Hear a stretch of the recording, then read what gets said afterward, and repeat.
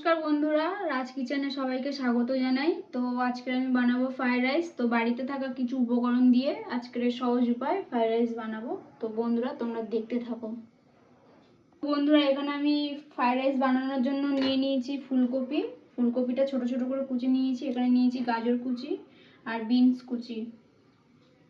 তো বন্ধুরা এখানে আমি 1 কিলো মতন চাল নিয়ে নিয়েছি বাসমতি রাইস। তো আমি ভিজিয়ে রেখেছিলাম আধ ঘন্টা মতন।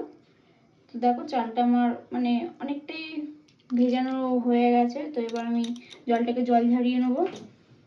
তো এখানে আমি নিয়ে নিয়েছি কাজু বাদাম, কিশমিশ আর একটা ঘি।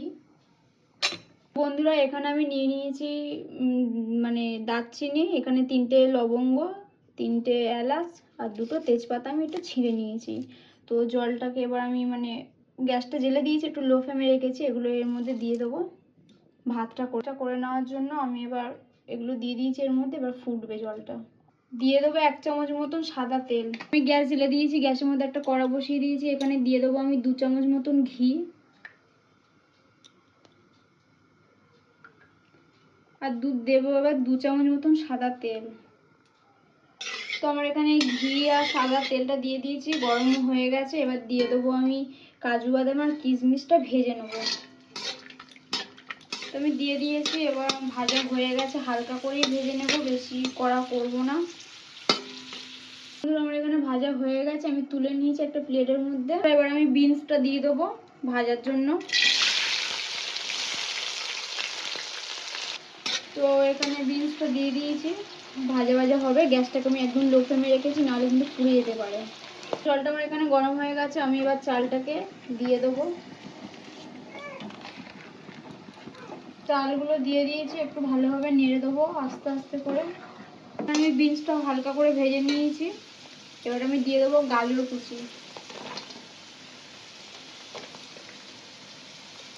দিয়ে আবারও নেড়ে নেবো। এগুলো দিয়ে দিয়েছি, তো আবার সে 2 মিনিট নেড়ে নেবো। তো এবার দিয়ে দেবো আমি ফুলকপি কুচিটা,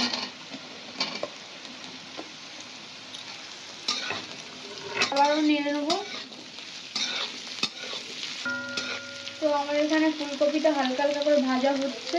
তো আর 2-3টে মিনিট নাড়াচাড়া করবো। তো তার আগে আমি দিয়ে দেবো 1 চামচ নুনটা এখানে পরিমাণ মতনই দেবো। এবার দিয়ে দেবো যে ভেজে রাখা কাজু কিশমিশটা, দিয়ে আবারও 2-3 মিনিট নাড়াচাড়া করে নেবো। তো আমার এখানে ভাতটা হয়ে এসছে প্রায়, দেখে নিই কতটা বাকি আছে।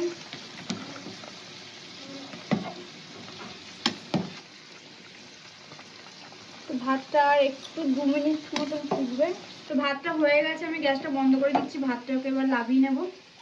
তো বন্ধুরা আমি ফ্যানটাকে নামিয়ে নিয়েছি, ঝেড়ে নিয়েছি। তো এবার এর মধ্যে দিয়ে দিচ্ছি। তো আমি এবার হালকাভাবে হালকা আস্তে আস্তে করে নেড়ে নেবো। তো বন্ধুরা দেখো কত সুন্দর ঝরঝরে হয়েছে। তো এবার এটার মধ্যে দিয়ে দেবো আমি ঘি।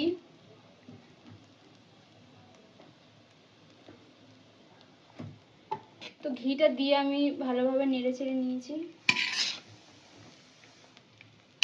তো অল্প করে আমি 1 চামচের মতন ওপর থেকে চিনি ছড়িয়ে দেবো, তাহলে কি স্বাদটা হবে আর কি। তো বন্ধুরা দেখো কত সুন্দর ফ্রাইড রাইস আমার রেডি। আর দেখতে পাচ্ছ ভাতগুলো কি সুন্দর গোটা গোটা হয়েছে, একটাও ভাত ভাঙেনি। ফ্রাইড রাইস আমার রেডি।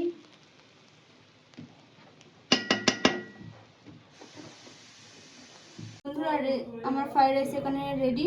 তো আপনারা এরকম পদ্ধতিতে বাড়িতে বানাতে পারবেন, খুব ভালো লাগবে। তো ভিডিওটা যদি ভালো লেগে থাকে লাইক অ্যান্ড সাবস্ক্রাইব করে দিও, কমেন্টে অবশ্যই জানিও।